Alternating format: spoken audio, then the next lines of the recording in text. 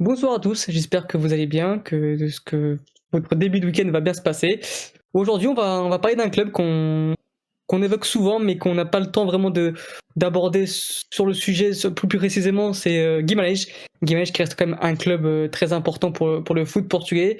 Voilà, c'est vrai que dans nos podcasts habituels, dans nos lives surtout habituels, on l'évoque pas souvent parce qu'on évoque souvent Sporting, Porto, Braga et Benfica. Et donc aujourd'hui, on s'est dit avec l'équipe qu'on allait faire un podcast spécial Guimarães.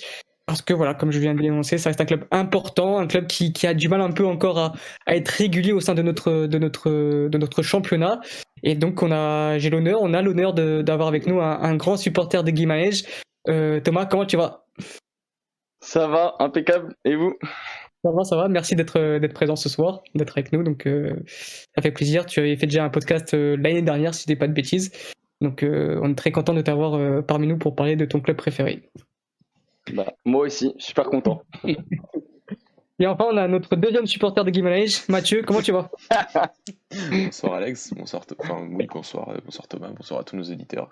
Oui, ça fait plaisir de parler de Guimarães un petit peu. Faut parler, on parle du 8e du championnat quand même cette saison, donc c'est bizarre, mais on va y aller. J'aime bien le petit 8e, pic bien placé. derrière la banlieue quand même, donc faut en parler ça aussi.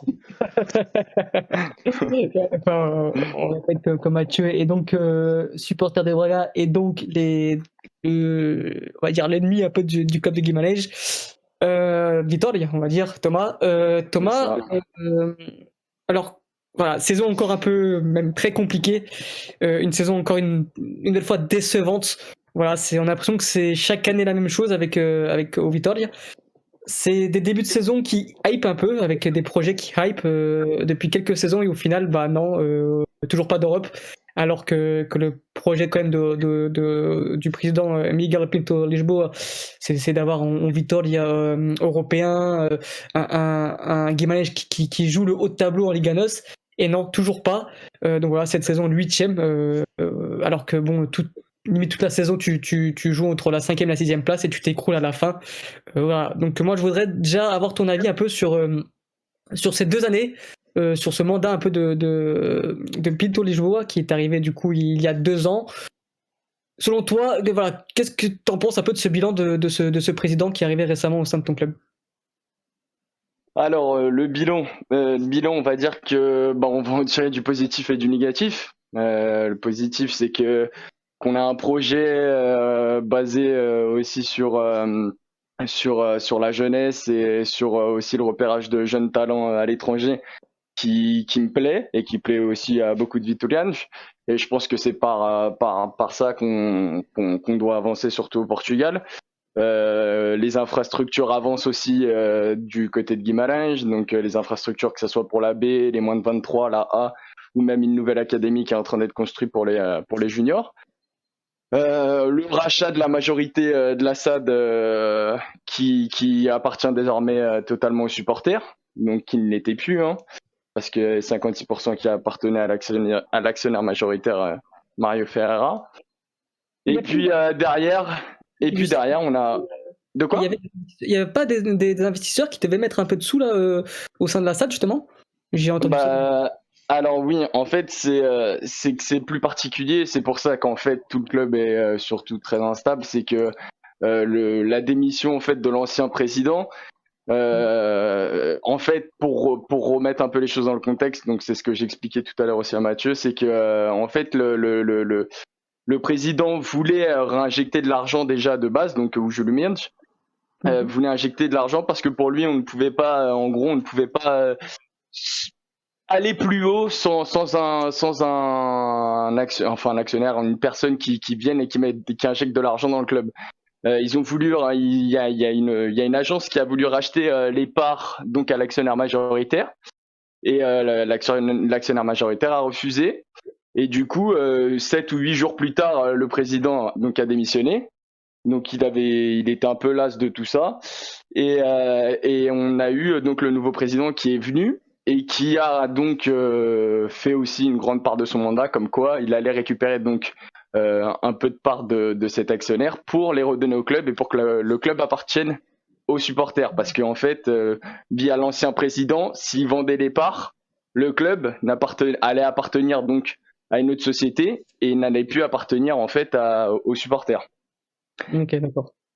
Donc en fait tout ça, ce qui fait que derrière après en fait il y a Julio Miensch qui est venu réclamer de l'argent à l'actionnaire majoritaire derrière parce que il a refusé une offre alors qu'il n'aurait pas, selon le contrat normalement il ne devait pas. Enfin, il y a toutes ces pressions qui ont été mises de l'autre côté.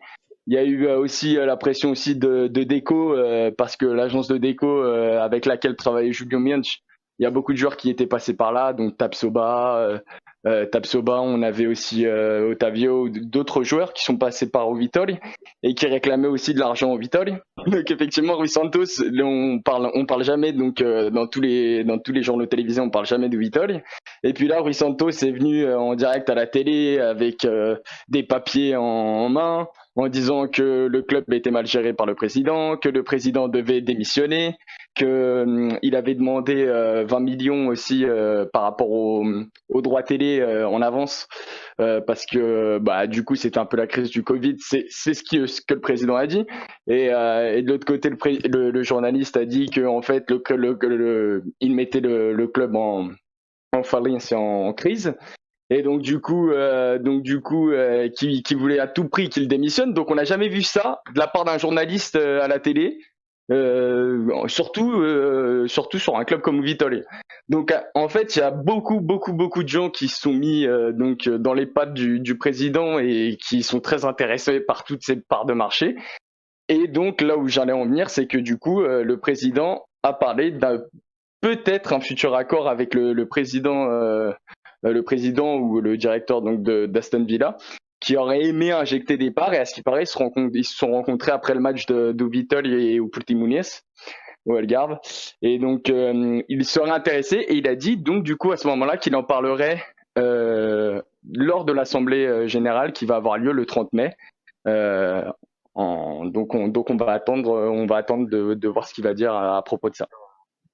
Ok, du coup, pour revenir un peu sur l'action de départ, un peu sur le bilan du président actuel, Pinto Lisboa, toi, voilà, si tu pouvais tirer un bilan sur ces 2 ans, quel serait ton bilan sur l'ensemble de ce mandat qui est court?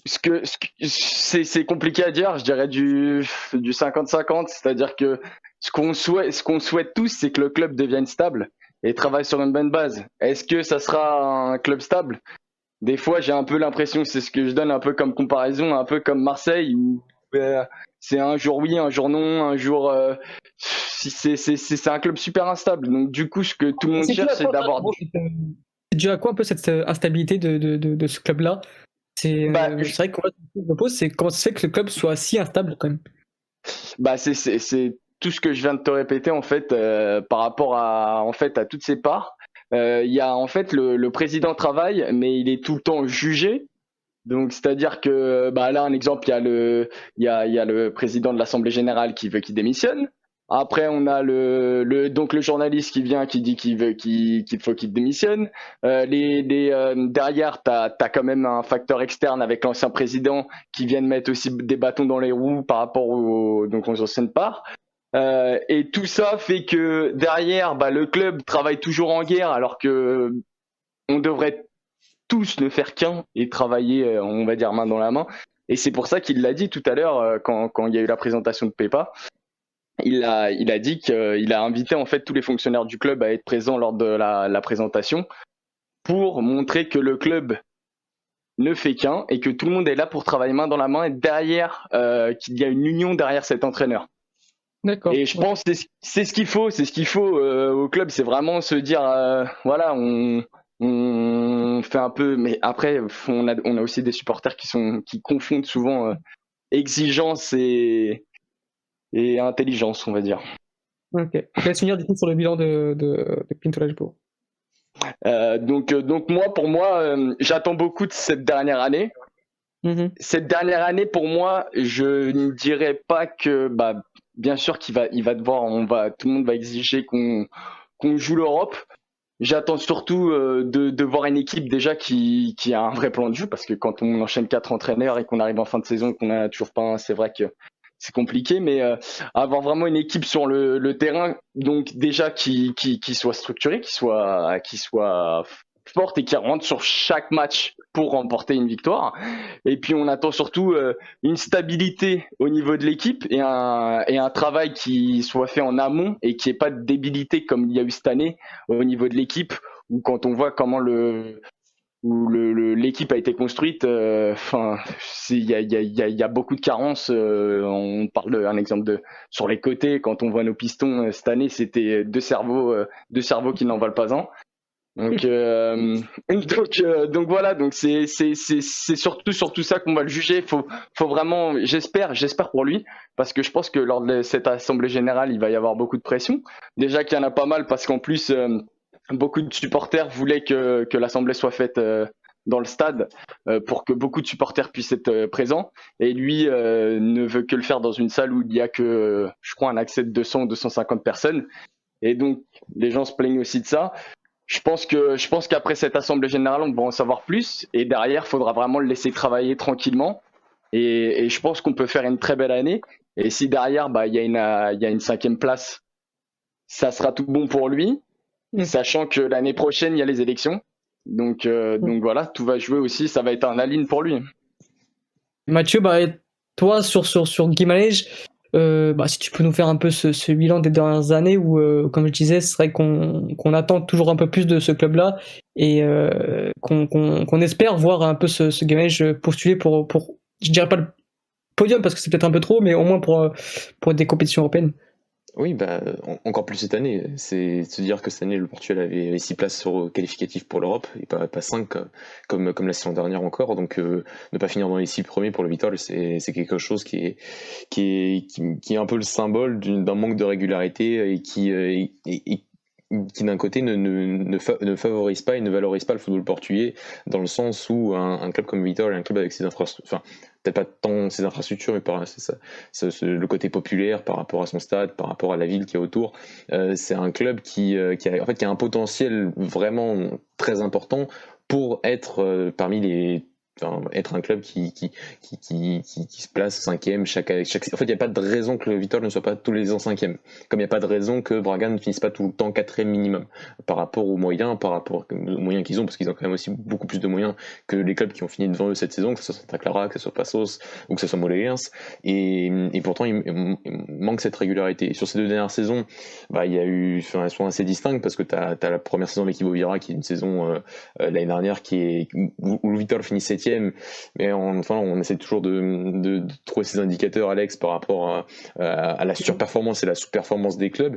Et l'année dernière, c'est vrai que le Vitória avait fini derrière Famalicão, mais c'est vrai que si on cherchait ces indicateurs, notamment statistiques, on remarquait vraiment que le travail d'Ivo Vieira, il était bon, que l'équipe et défensivement était encore un peu friable, mais elle était largement moins friable que Famalicão, et qu'offensivement c'est une équipe qui produisait du jeu, qui arrivait à valoriser ses joueurs. On a parlé d'Edwards, on a parlé de Tapsoba offensivement aussi, même si c'était un défenseur, mais que lui aussi arrivait à être valorisé.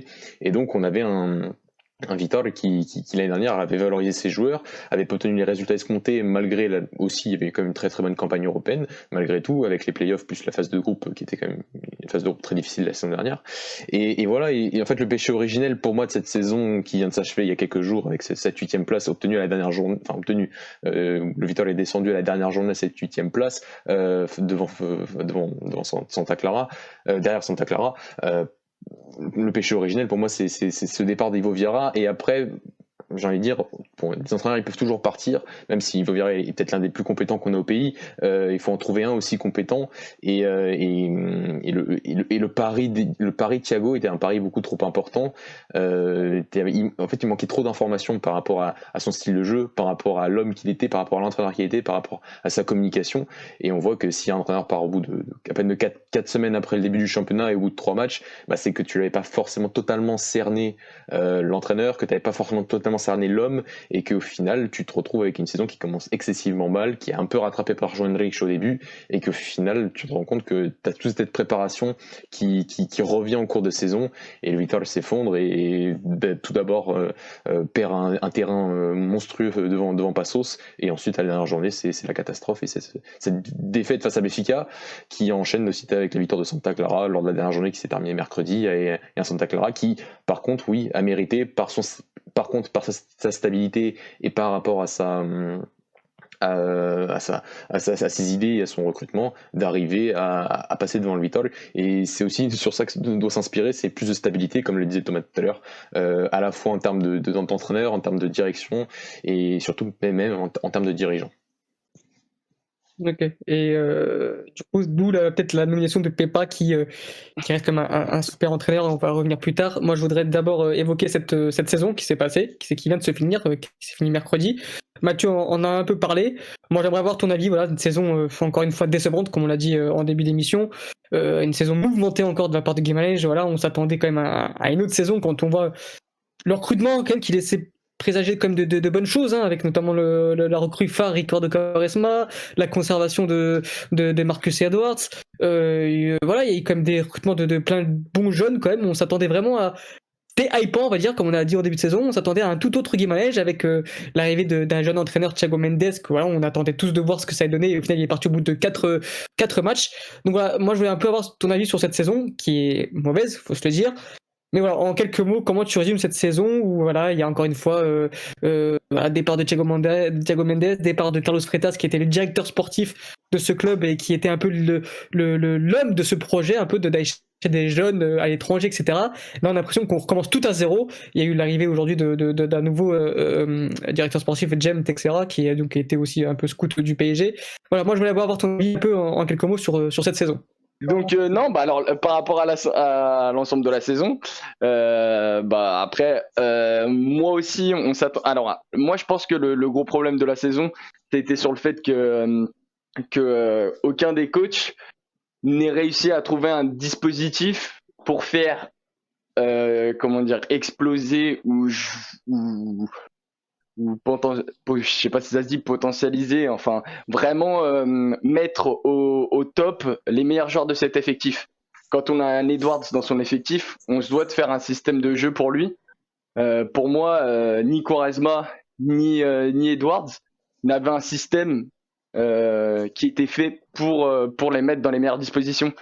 Yves Viel, par exemple l'année prochaine, l'année dernière plutôt, lui, même si Edwards ne jouait pas tous les matchs, mais il avait un dispositif qui était fait exprès pour les qualités de ce joueur. Et derrière, quand on passe sur une saison où on a changé énormément de dispositifs, bon, on a toujours ce problème d'attaquant, mais bon, ça, on n'en parle même plus, ça devient une marque chez nous. Donc oui, on a eu Oscar Estupiñán. On a voulu nous faire croire que c'était aussi un attaquant plus grand que ça ne l'est. C'est un très bon attaquant, mais je partirai pas sur lui comme première option l'année prochaine. Et puis quand on voit la première partie de saison, on fait une très belle partie de saison. On a aucune défaite à l'extérieur. Après, ça a été un peu de la poudre aux yeux quand même parce que Bruno Varela, il a fait une très très très très grosse première partie de saison et on a eu gagné beaucoup de matchs.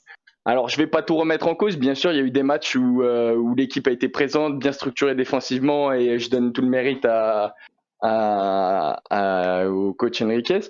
Mais on a eu aussi une part de chance et je pense qu'heureusement qu'on fait cette première partie de saison là parce que sinon ça nous aurait fait un peu la saison où le président avait investi le plus d'argent et puis c'est là où on est descendu en deuxième division avec les Benachour, etc. Et franchement, au vu de notre deuxième partie de saison, on serait vraiment descendu en deuxième division. C'est fort possible. En fait, on a l'impression que le point positif de cette saison, c'est l'émergence de quelques jeunes, de André Amaro, de Eldersa qui a fait un match avec vous, qui a André Amelda qui s'est enfin révélé et qui a enchaîné les matchs.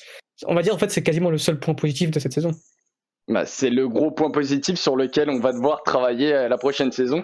Je pense que tu es d'accord avec moi sur le fait qu'on va devoir s'appuyer sur des éléments comme André Almeida, comme Eldersa. Il y a sûrement Maga qui va monter aussi de l'autre côté. Alors, j'en fais pas forcément des premières options, hein, et on va aussi devoir aller recruter pour avoir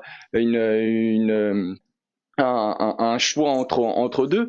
Mais des joueurs comme ça, Herculano, on le sait qu'il va avoir sa chance aussi l'année prochaine. Donc j'en fais pas forcément une première option, à lui de montrer aussi en pré-saison. Guy aussi par exemple. Je pense qu'on a de quoi s'appuyer. Alors il y a surtout aussi Thomas Sandel et Luis Esteves aussi qui vont monter. mais on a de quoi s'appuyer sur une bonne jeunesse. On a aussi des joueurs, bon, malgré tout, de vestiaire, même si bon, je suis pas le plus grand fan d'André André. Je sais qu'il est aimé aussi, mais bon, on a quand même aussi de l'expérience avec lui. Alors après, c'est vrai que c'est le gros point positif de cette année, c'est qu'on a une jeunesse sur laquelle travailler. Ok, pas de souci, je vois ce que tu veux dire.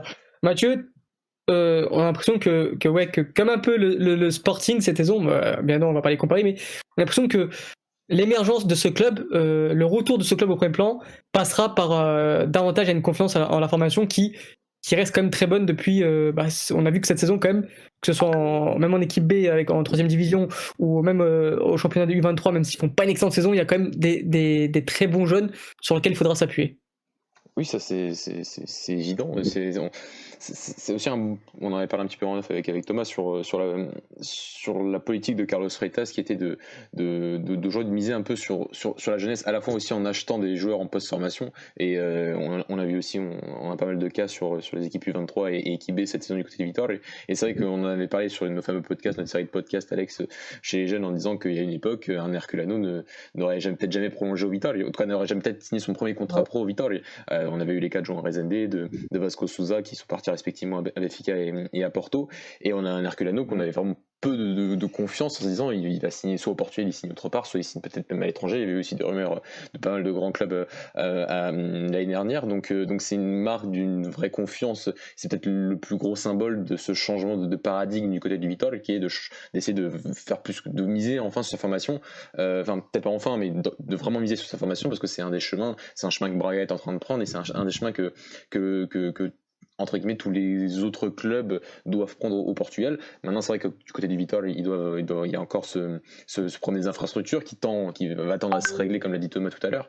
Mais on a encore, par exemple, le club d'à côté par rapport à Braga, il y a quand même un bon retard par rapport aux ressources infrastructurelles et pas forcément aux ressources humaines, parce qu'il y a des bons entraîneurs, parce qu'on a encore vu cette année même un Moreno qui fait des très bons matchs sur cette phase en équipe B, et qui, bon, les deux matchs c'était bien sûr plus compliqué avec la A, mais on sent qu'il y a aussi ces ressources humaines et qu'on a des coachs qui sont plutôt pas mal. Même Bino, enfin moi je trouve que c'était pour un intérim, il avait des idées intéressantes, donc oui, ça doit passer par la formation, et tous les noms qu'a cité Thomas, pour moi c'est tous des noms qui peuvent pas forcément être titulaires dès l'année prochaine bien sûr, mais qui peuvent t'apporter le fait d'avoir un groupe solide en termes d'un effectif solide pour Pep dès la saison prochaine. Et que là oui, t'es pas forcément, je trouve que t'es pas obligé d'acheter, enfin comme l'année dernière, et Carlos Freitas l'avait un peu expliqué comme quoi c'était une année vraiment charnière par rapport à tout le recrutement. Il y avait vraiment une grosse fournée pour toutes les équipes parce que c'était aussi le projet. Et là aujourd'hui tu sens qu'avec les performances de l'équipe B, de l'équipe U23 qui n'ont pas été extraordinaires, mais il y a des joueurs quand même qui se sont révélés, et ben ces joueurs-là certains joueurs arrivent à maturité, et tu peux les inclure dans ton effectif. Est-ce que ça fera tous des André Amaro comme cette saison qui s'est vraiment révélé sur cette deuxième partie de saison? Je ne pense pas, mais tu as des possibilités, et tu as un club qui vraiment a des ressources pour pouvoir s'appuyer, pour créer un effectif solide. Après, certaines positions, oui, comme l'a dit Thomas, sur les postes sur les côtés notamment, peut-être que là, oui, il faudra recruter avec un recrutement de seniors pour pouvoir pallier certaines lacunes qu'on a vues cette saison, et surtout au poste de neuf, comme l'a dit Thomas. Et je sais pas c'est quand le dernier bon attaquant, bonne avancée du côté du Vitor, et ça fait vraiment longtemps. Tiquinho. Oui, Tiquinho, ouais, Tiquinho. C'est ça remonte donc, il y a 4 ans, quoi. Donc après, ça a toujours été un peu entre le pas de chance. Je pense à Welton, par exemple, parce que quand il arrive de Passos, il était extraordinaire, et tout le monde s'est dit la progression va continuer, et au final, il s'est écroulé. Il a un bon bidou maintenant. Non, en équipe B, là, on l'a il vu. est costaud. Donc, c'est bon. Et Stupinian, en fait, il y a eu pas mal sur cette saison de poudre aux yeux, c'est vrai, comme de surperformance, comme l'a dit Thomas. C'est par exemple Bruno Varela qui a fait genre que la défense était extraordinaire au début, alors qu'au final pas du tout, que Abdul Momin et Georges Fernandez étaient sympathiques, mais bon, Momin, je trouve toujours qu'il a des qualités, mais qu'il y avait de grosses lacunes aussi, et qu'on a vu en deuxième partie de saison. Et Stupinian, oui, il a marqué des buts, c'est un joueur extrêmement fort de la tête, et donc quand t'as Quaresma qui a commencé à s'imposer, bon, t'as eu les centres de Quaresma, t'as eu 4-5 buts comme ça, et ça a été bénéfique pour le Vitor, mais on s'est bien rendu compte que Stupinian, c'est pas faire un contrôle contrôle, et c'est pas faire une remise, Exactement. c'est pas faire un appel en profondeur. Il a rien dans son jeu à part peut-être la capacité à se placer dans la surface, et son jeu de tête qui là, oui, par contre, est très bon, mais c'est trop peu pour un attaquant qui vise. Il y a combien d'attaquants hors 4 premiers cette saison qui avaient largement leur place au Vitória, au Vitória, que ce soit Beto, que ce soit Mario Gonzalez, c'est fou comment ils étaient supérieurs pour dans quasiment tous les domaines, Dans tous les niveaux. par rapport à un Beto, par rapport à un Estupiñán. Donc c'est vraiment dommage. On avait dit que c'était le gros problème de la saison niveau viral l'année dernière, le 9, et Bruno Duarte, voilà, c'était peut-être le meilleur, et c'est dire si c'est Bruno Duarte, c'est ton meilleur avant-centre, c'était problématique, et cette année ça s'est révélé d'être le même problème, et je pense que c'est aussi un des points qu'il faudra régler pour la saison prochaine. Et là par contre, oui, vas-y Thomas. Ouais, mais je suis d'accord avec tout ce que tu te dis. Après, ce que je pense aussi, un gros défaut aussi de notre club, c'est l'historique, dans le sens où, comme Ovitol était sûrement très habitué à finir souvent quatrième, comme je t'en parlais en off, ou quand un exemple, mon père me dit, avant Braga pour nous c'était une formalité, où sur 10 matchs on a gagné 8. Je pense qu'en fait, cette pression de voir tout le temps Braga aussi plus haut, jouer des places plus haut, quand on écoute aussi beaucoup de supporters où Vittel doit faire pareil, sauf qu'on peut pas, on peut pas se comparer, parce que déjà faut se le dire, Braga a pris une grosse longueur d'avance depuis pas mal d'années, que ça soit au niveau infrastructure, niveau historique, au niveau des, alors malgré qu'on a un passé aussi, mais niveau historique, au niveau des compétitions européennes, d'expérience, de structure professionnelle, le club est mieux géré. Donc il faut pas être non plus trop pressé à se dire bon nous on va faire pareil. C'est sur beaucoup d'années aussi que ça se travaille. Et du coup, c'est une bonne transition, parce que tout à l'heure Mathieu l'a évoqué avec l'arrivée de Pepa. On repart sur un nouveau projet. On a l'impression un peu avec ce nouveau directeur sportif et ce nouvel entraîneur.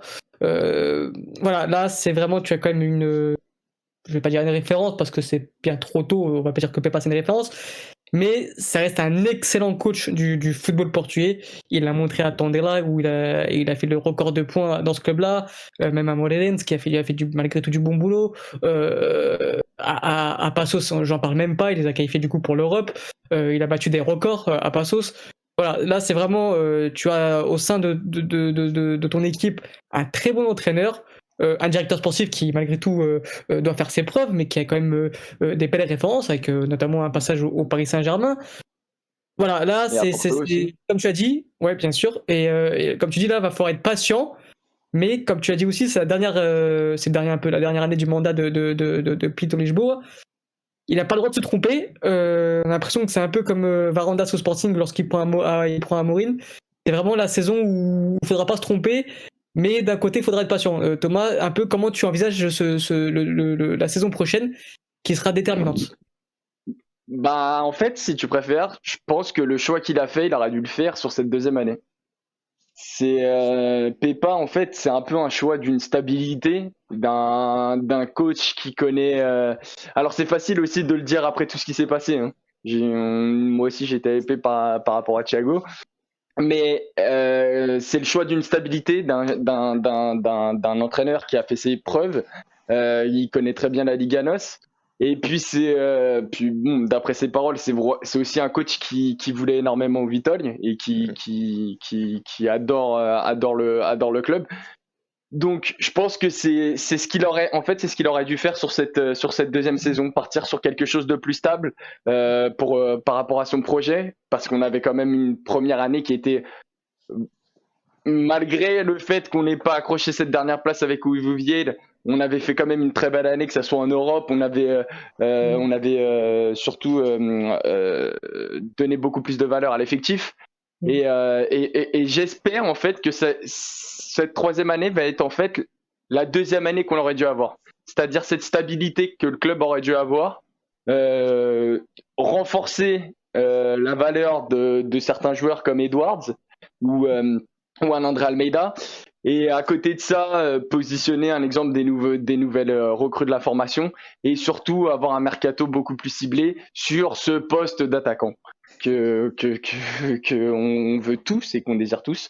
Mais je pense que après, comme on se le dit depuis le début de l'émission, il va y avoir de la pression sur lui, surtout après ce 30 mai. Après, je pense qu'après l'Assemblée, j'espère qu'il va pouvoir travailler en paix et qu'on va laisser un peu le club bien gérer. J'espère que le début de saison va bien commencer parce qu'on sait que chez nous, ça va très vite et les supporters mettent beaucoup de pression. Mais pour moi, on est d'accord que l'année prochaine, il doit décrocher l'Europe, une place européenne pour pouvoir lui continuer son mandat et pour Vitol aussi pour le bien de Vitol parce que c'est un club qui se doit de par sa stature et de par son histoire être en Europe. On est d'accord. Mathieu, l'arrivée de Pepa est quand même une très bonne nouvelle, que ce soit pour Guimarães, mais aussi pour le foot portugais, parce qu'on a besoin de ce genre d'entraîneurs qui restent au sein de notre pays. On a un peu peur qu'ils partent au Brésil ou dans des pays du Golfe pour surtout l'argent. Au final, non, il reste chez nous et quand même dans un bon club de notre championnat. Oui, c'est vrai. Après, il aurait pu avoir il était très convoité, notamment au Brésil, donc ça va parler de Santos aussi. Donc c'est bien qu'il soit, c'est bien parce que vu son travail, c'est bien qu'il soit resté au Portugal. C'est toujours bien d'avoir en fait cette chaîne d'opportunités, c'est-à-dire que tu réussis à Tondela, tu as eu une opportunité un peu meilleure du côté de Passos, tu réussis à Passos, tu as encore une opportunité dans un club. Certes, le classement ne le démontre pas l'année dernière, mais le Vitória quand même un plus gros budget, une histoire plus importante que Passos. C'est une progression quand même dans sa carrière. Il sait qu'il va avoir plus de ressources et de moyens pour atteindre de plus grandes choses, peut-être encore de plus grandes choses qu'il a atteint à Passos l'année dernière. Alors, finir au-delà de la 5e place, ce sera peut-être difficile, mais peut-être avoir un parcours en coupe et faire mieux que notamment ces 2 dernières saisons en coupe du côté du Vitória. Donc, et surtout qu'il arrive avec, je trouve aussi, de vraies références, c'est-à-dire il finit quand même avec Passos devant Guimarães cette saison. Il arrive à un moment de sa carrière qu'il n'a jamais atteint, c'est un moment extraordinaire en termes idéal. Donc oui, je pense que c'est l'entraîneur parfait pour la suite du côté de Vitória. Super. Et son dernier thème pour finir un peu sur tout ce qu'on a dit un peu, mais voilà, Thomas, j'ai l'impression que pour le foot portugais, on a besoin d'un Vitória qui postule chaque année pour les premières places. C'est vrai que voilà, on a tendance. Alors c'est bien pour les petites équipes. C'est vrai que c'est super intéressant d'avoir un Santa Clara qui est là, qui réalise des surprises, les Passos, un Famalicão l'année dernière qui réalise encore une fois une bonne saison et qui est un peu la surprise de championnat. Mais pour le bien du foot portugais, on a les 4 devant. Mais on a l'impression qu'on a besoin d'avoir encore une 5e équipe qui soit là et qui soit vraiment plus régulière au sein de ces saisons. Voilà, on a besoin d'un Vitória régulier. C'est ce que je dis, c'est de par son histoire, de par son. Enfin, moi, j'y vais chaque année, donc ce club, je pourrais en parler des heures et des heures, mais c'est vrai qu'au Vitória, des supporters, pour nous, c'est un club où il n'y en a pas deux comme ça. Donc derrière, c'est dommage en fait qu'un club comme ça n'arrive pas à être géré et avoir une stabilité et pouvoir jouer cette 5e place. Parce que quand on voit un exemple, quand on a fait l'Europe, on n'a pas du tout été ridicule. Derrière, on joue l'Europe, on met 5000 personnes, 5000 supporters aussi. Dans Arsenal, on met 6000 supporters à faire. Donc c'est pas tous les clubs au Portugal. Oui, bien sûr, il y a Porto, il y a Sporting, il y a Benfica. Bon, Braga, j'étais obligé d'envoyer un petit pic. Mais bon, mais derrière, il n'y a pas tous les supporters qui mettent autant de supporters, pas tous les clubs qui mettent autant de supporters comme ça au Portugal. Et un club de cette dimension, le voir tout le temps 7e, 8e, 9e, 10e, c'est sympa, même pour nous, arrive un moment, oui, on supporte, mais ça nous fait mal de voir ce club, comme on dit, c'est du gâchis, un peu comme la carte de Quaresma qu'on aurait imaginé beaucoup plus belle. Nous, ce club, on l'imagine beaucoup plus haut. Après, j'espère qu'en fait, ça va se faire. Ce qui serait beau, c'est que ça se fasse finalement par les petits de la formation. Et que ça soit ce déclic, ça serait beau pour les supporters.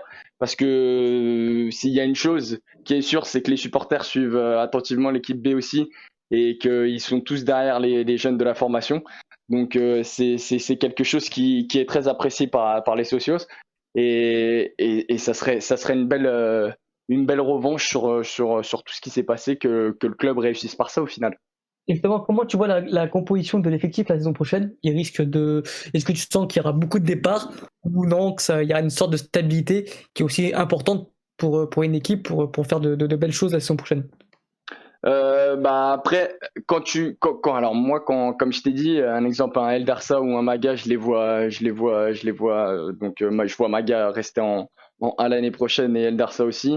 André Amaro qui a fait ses preuves, bien sûr qu'il va falloir.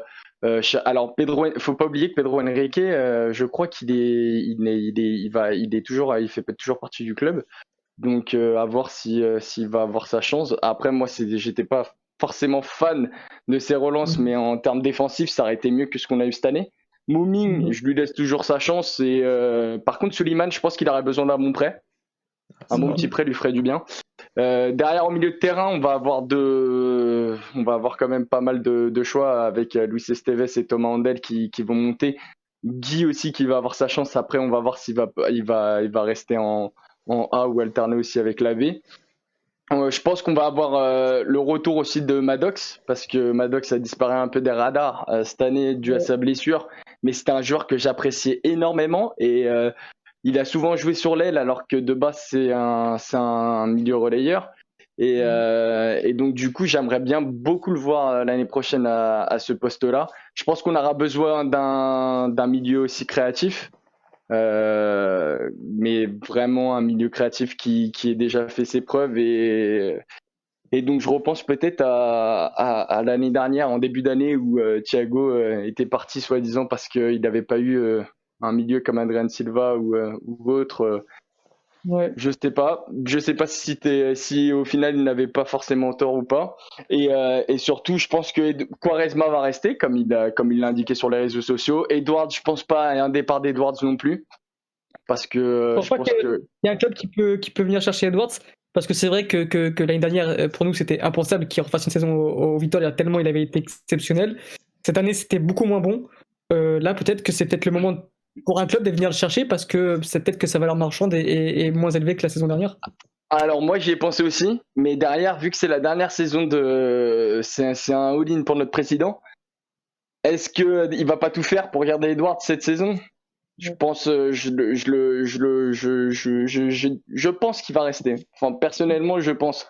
Après, à voir.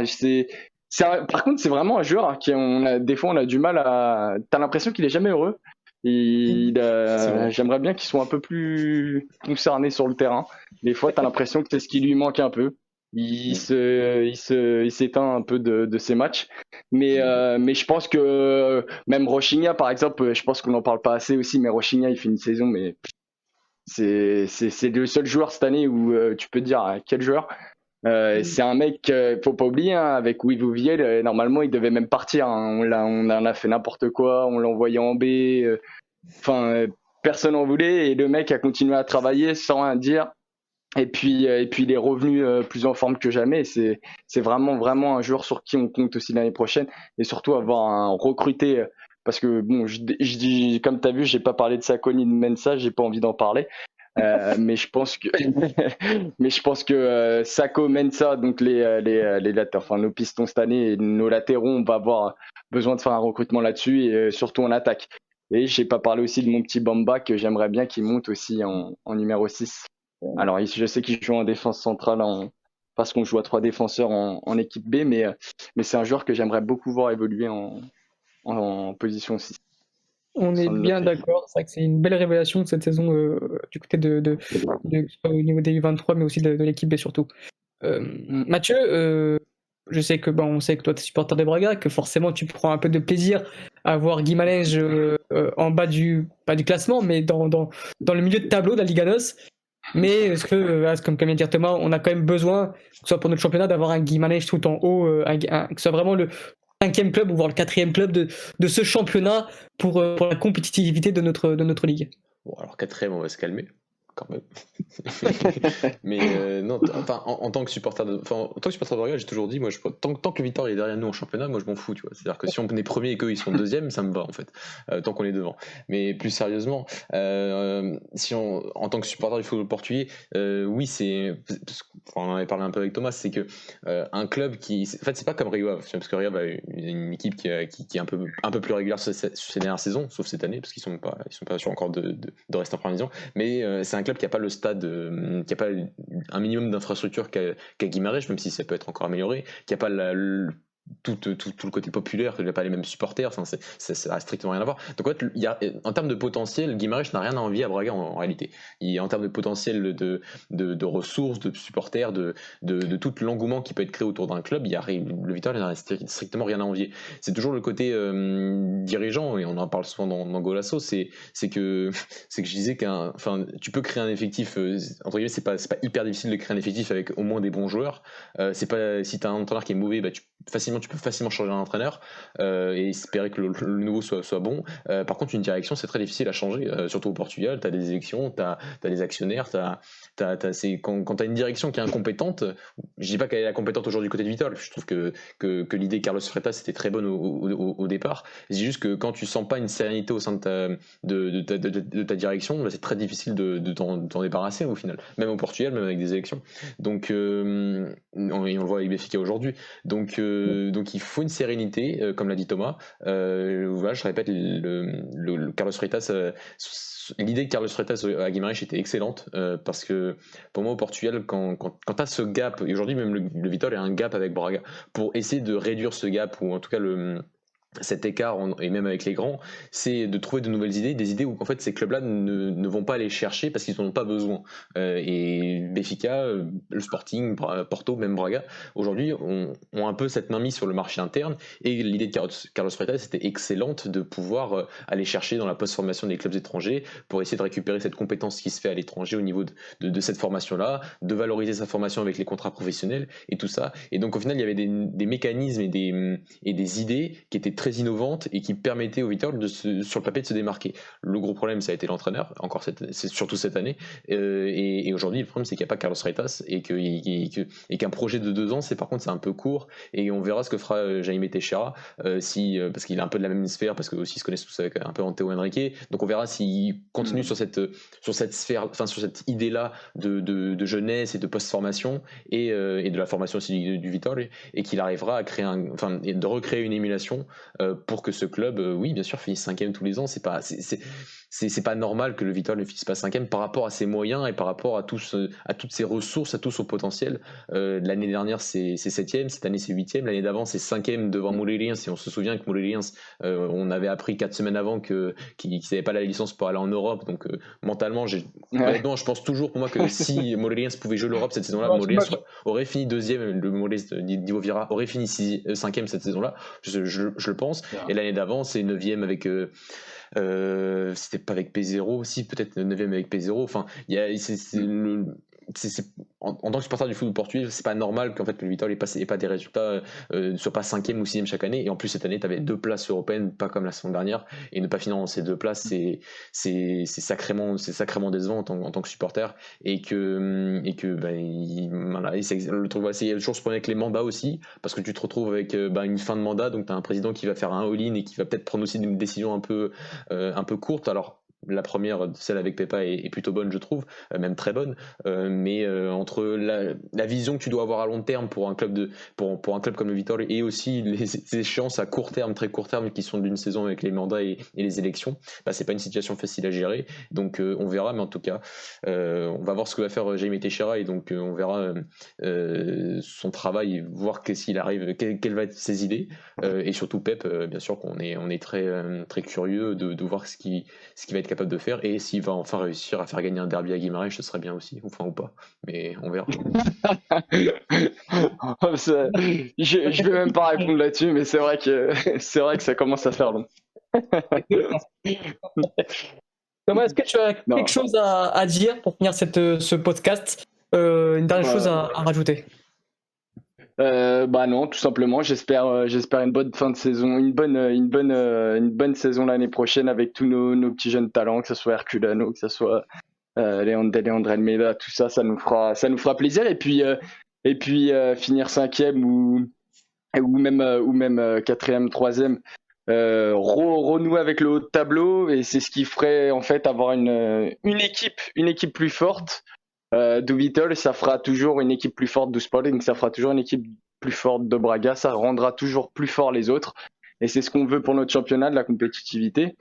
Donc faut que ce club se remette dans le droit chemin, et j'espère que ça va le faire. T'as tout à fait raison, Thomas. C'est vraiment.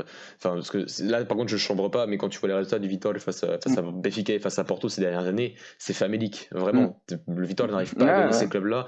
Braga, tu gagnes pas depuis 2017. Le Sporting, toi, t'as gagné un peu plus récemment, mais sur les dernières rencontres, c'est ça aussi. C'est pas du tout le chambrage. C'est-à-dire que le Vitória doit, dans les confrontations directes, être une opposition beaucoup plus difficile pour ces clubs-là, parce que ça les fera aussi progresser.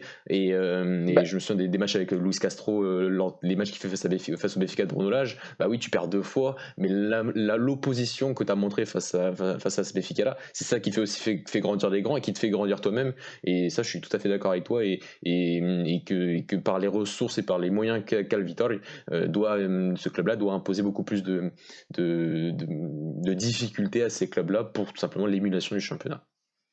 Voilà, moi je pense qu'on est d'accord tous les deux. Après, c'est comme tous les supporters qui, à chaque fois on va au stade, t'as vu le stade, quelle ambiance, je peux te dire qu'on a été plus impressionnant qu'eux, ouais, mais au final sur le terrain, on prend toujours 3, on en prend toujours 4, et puis arrive un moment, oui, ça va d'être bon supporter, ça va de mettre l'ambiance dans le stade, ça va d'avoir toute une ville derrière toi, mais derrière va falloir quand même aussi un jour ou l'autre renouer avec une équipe compétitive, quoi. Ok les garçons, on a été assez complet sur ce club qui reste mine de rien un très bon club du Portugal. Pour rester un peu dans le thème, on vient d'avoir la liste de Rui Jorge. André Almeida a été boycotté encore une fois, donc comme d'habitude les sélectionneurs ne regardent pas les matchs que ce soit de Braga ou de Vitória.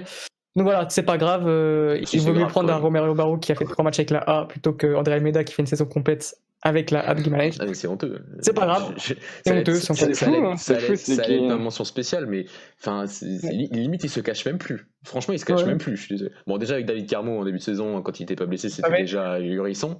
Pour moi, là, il se cache même plus. Enfin, pour moi, après on en reviendra, vous aurez écouté l'émission d'hier sur Pedro Gonçalves, mais bon, pour moi c'est n'importe quoi. Franchement, Romario Barro devant André Almeida cette année, c'est ahurissant. C'est là qu'on voit que le boulot, il doit pas être qu'au sein du club de Vitória, qu'il y a aussi un gros boulot à faire sur tout le championnat portugais, et surtout au sein de la fédération portugaise de football, hein. Quand on voit que derrière tout ça, même par rapport, je vais même encore plus loin, mais quand il se félicite d'avoir des droits TV centralisés en 2028, voilà, je sais même pas comment tu fais pour être content d'annoncer ça, sérieusement. Bref, il y a beaucoup de boulot, et comme on le dit, des fois on a un peu honte d'aimer le championnat portugais pour beaucoup de ces choses-là, en fait. On est bien d'accord. Voilà les garçons, je pense qu'on a été très complet. Thomas, je te remercie encore une millième fois de participer à ce podcast. On a déjà parlé en privé. Tu viens quand tu veux dans nos podcasts, dans nos émissions, t'es le bienvenu, tu le sais. Donc je te remercie 1000 fois, c'est toujours très, très intéressant, et je te remercie du fond du cœur. Mathieu, encore merci d'être présent, de parler malgré tout de ton ennemi. C'est toujours un plaisir, et du coup on se retrouve dès la semaine prochaine comme d'habitude en Golasso. On va revenir sur la Coupe du Portugal, et on fera aussi une petite émission, comme on l'a dit, sur les awards Golasso, sur l'équipe type de la Liga NOS, les meilleurs joueurs, meilleurs entraîneurs, le flop. Voilà, donc on se retrouve très vite, et encore merci les garçons, et ciao, bonne soirée. Ciao, bonne soirée.